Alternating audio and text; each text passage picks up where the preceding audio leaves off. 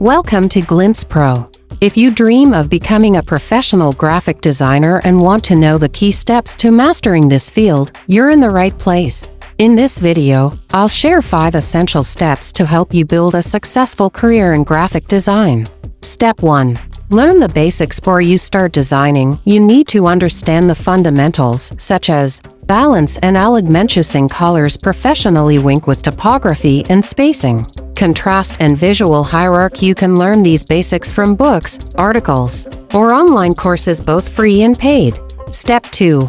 Master graphic design software. To become a pro, you must master key design tools, including Adobe Photoshop for photo editing and creative design, Adobe Illustrator for creating logos and vector graphics, Adobe InDesign for book and magazine layouts. If you prefer free alternatives, try Canva, GIMP, or Inkscape. Step 3. Build a strong portfolio. To attract clients, you need a professional portfolio showcasing your best work. Make sure it includes a variety of designs, logos, posters, branding, real or practice projects. Your work displayed on platforms like Behance, Dribbble, and Instagram.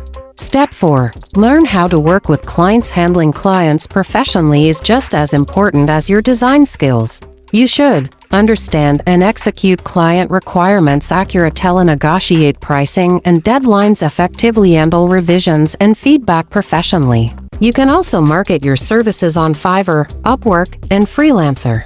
Step 5. Keep learning and improving. Graphic design is always evolving, so you must stay updated with the latest trends and technical experiment with new styles in your designs. Continuously improve your skills through practice and education. Conclusion.